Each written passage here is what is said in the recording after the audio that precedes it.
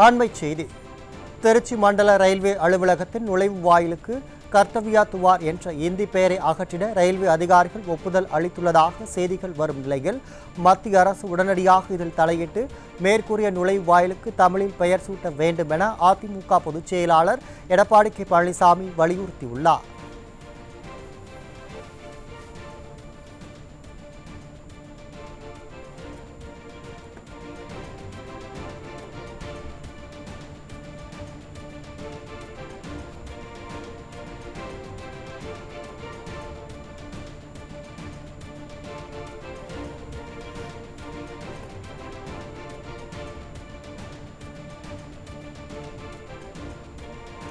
திருச்சி மண்டல ரயில்வே அலுவலகத்தின் நுழைவு வாயிலுக்கு கர்த்தவ்யா துவார் என்ற இந்தி பெயரை அகற்றிட ரயில்வே அதிகாரிகள் ஒப்புதல் அளித்துள்ளதாக செய்திகள் வரும் நிலையில் மத்திய அரசு உடனடியாக இதில் தலையிட்டு மேற்கூறிய நுழைவு வாயிலுக்கு தமிழில் பெயர் சூட்ட வேண்டும் என அதிமுக பொதுச் செயலாளர் எடப்பாடி கே பழனிசாமி வலியுறுத்தியுள்ளார்.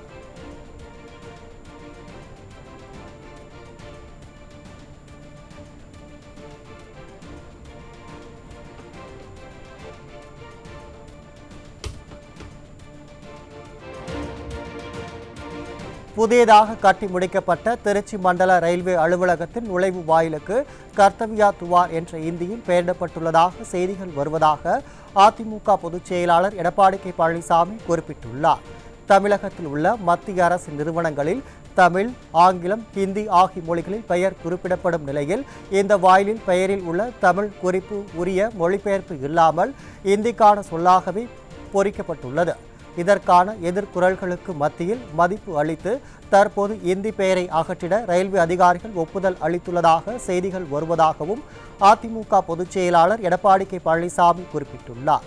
இந்த நிலையில் பிரதமர் நரேந்திர மோடி தலைமையிலான மத்திய அரசு தமிழ் மொழியின் மீது கொண்டுள்ள பற்றை தமிழக மக்கள் நன்கு அறிவார்கள் என்றும் அதிமுக பொதுச் செயலாளர் குறிப்பிட்டுள்ளார். உலக நாடுகளுக்கு செல்லும் போது கூட உலகின் தொன்மை மிகு மொழியாம் நம் தமிழின் சிறப்புகளை பெருமிதத்தோடு குறிப்பிடும் பிரதமர் சமீபத்தில் மலேசிய பல்கலைக்கழகத்தில் திருவள்ளுவர் இருக்கை அமைக்க மலேசிய அரசோடு ஒப்பந்தம் கையெழுத்திட்டதும் நினைவு கூர்ந்தார்.